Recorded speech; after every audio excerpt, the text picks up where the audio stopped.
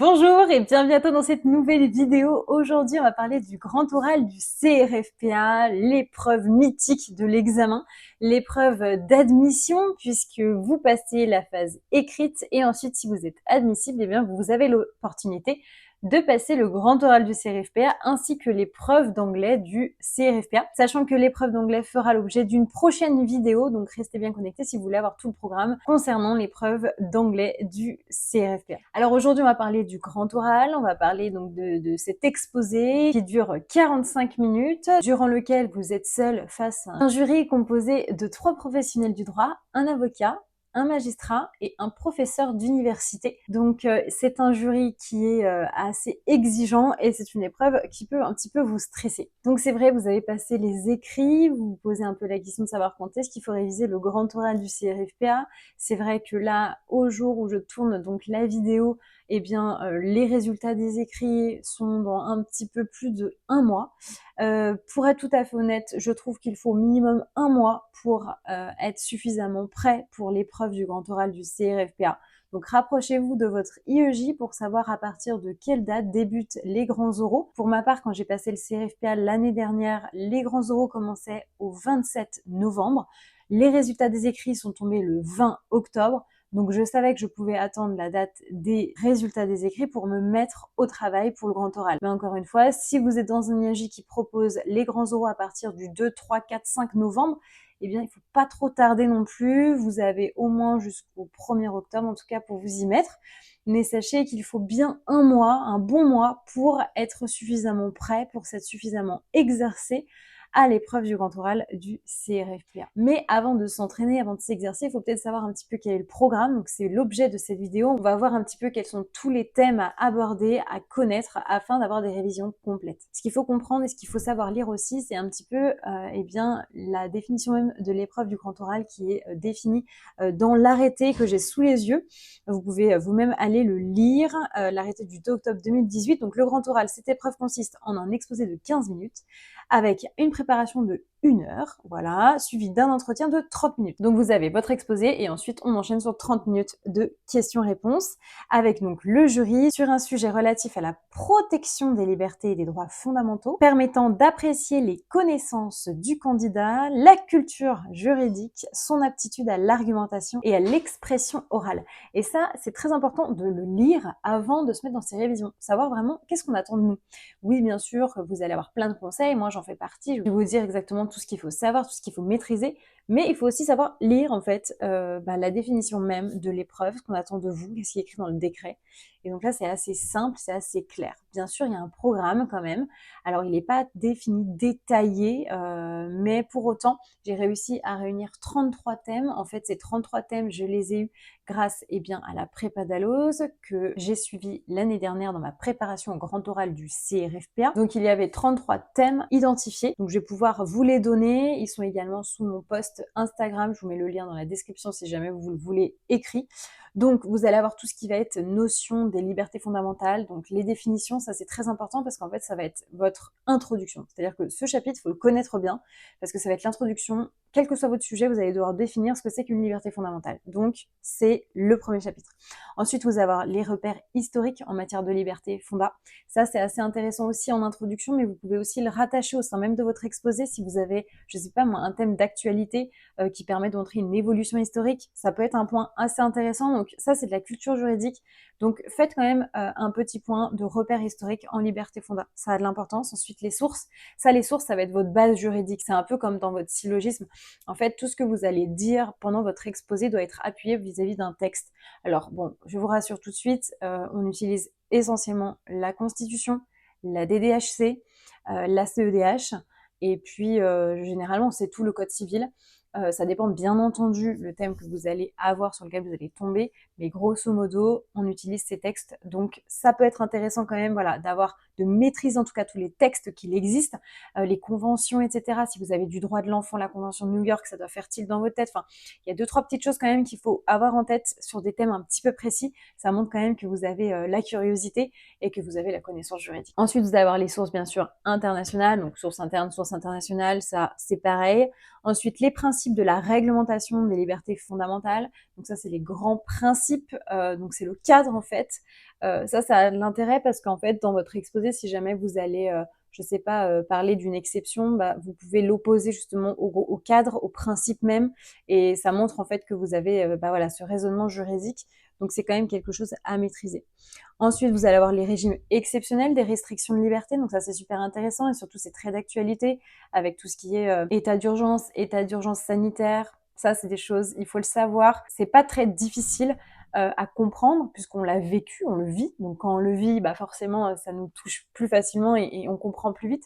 Mais voilà, c'est des choses à maîtriser parce que en fait, vous allez pouvoir l'utiliser très facilement pour pas mal de choses. Avec les JO, il y a eu des restrictions de liberté. Enfin, voilà, c'est des choses qu'il faut savoir utiliser, maîtriser.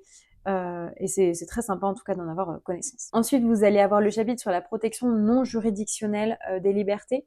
Donc ça a de l'intérêt également, c'est super intéressant.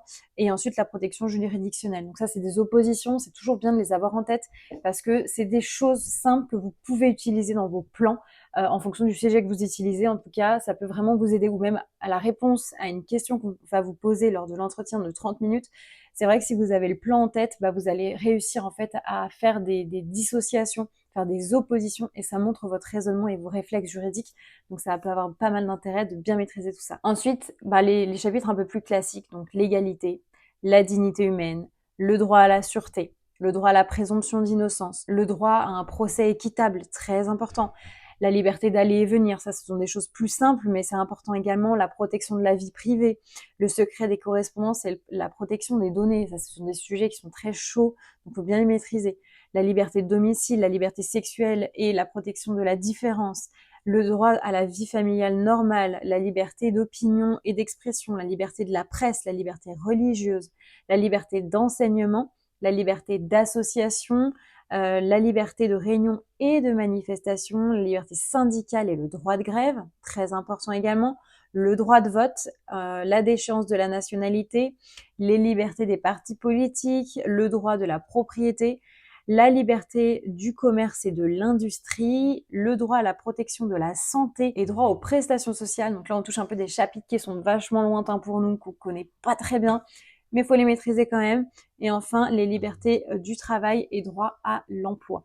Voilà les 33 thèmes. Bon, ça fait beaucoup, hein, j'espère que c'était pas trop pénible pour vous à entendre tout ça. En tout cas, vous les avez à l'écrit si vous le souhaitez. Mais ce sont les 33 grands thèmes à maîtriser absolument pour le grand oral du CRFPA. C'est les 33 thèmes sur lesquels j'ai travaillé. Alors, comment j'ai travaillé? J'ai, dans un premier temps, fait une phase vraiment de lecture de mon manuel, de la prépa d'Alloz pour avoir le programme en tête. Ensuite, j'ai appris par cœur ces 33 thèmes, les intituler, juste les intituler pour avoir le plan en fait en tête et le programme. Et puis ensuite, entraînement, entraînement, entraînement. Je me suis entraînée sur plus de 100 sujets, faire des plans à fond. Encore une fois, il faut vous rapprocher de votre trilogie pour savoir évidemment quelle est la forme de l'examen, si c'est une dissertation, si vous êtes plutôt sur un commentaire de texte, d'arrêt, ça c'est important. Hein, vous vous entraînez en fonction de l'épreuve. Moi, je savais que c'était une dissertation, donc voilà, c'était un exposé de dissertation. Et voilà, le fait de m'être énormément entraînée fait que franchement, le jour J, j'ai fait mon plan en moins de 5 minutes, c'était assez impressionnant. Ensuite, j'ai eu le temps de rédiger entièrement mon introduction pour m'entraîner. En fait, je me suis entraînée à voix basse. Je l'ai faite 2 fois, mon introduction, parce que j'en avais fait une première et ensuite j'ai barré, j'ai fait la deuxième. Enfin, j'ai eu beaucoup de temps. 1 heure, c'est assez long. N'ayez pas peur par rapport à ce laps de temps. Par contre, il faut savoir s'entraîner parce que plus on s'entraîne, plus on est rapide et ensuite plus on a le temps le jour J, en tout cas pour relire, être soigneux dans voilà, dans nos intitulés, etc.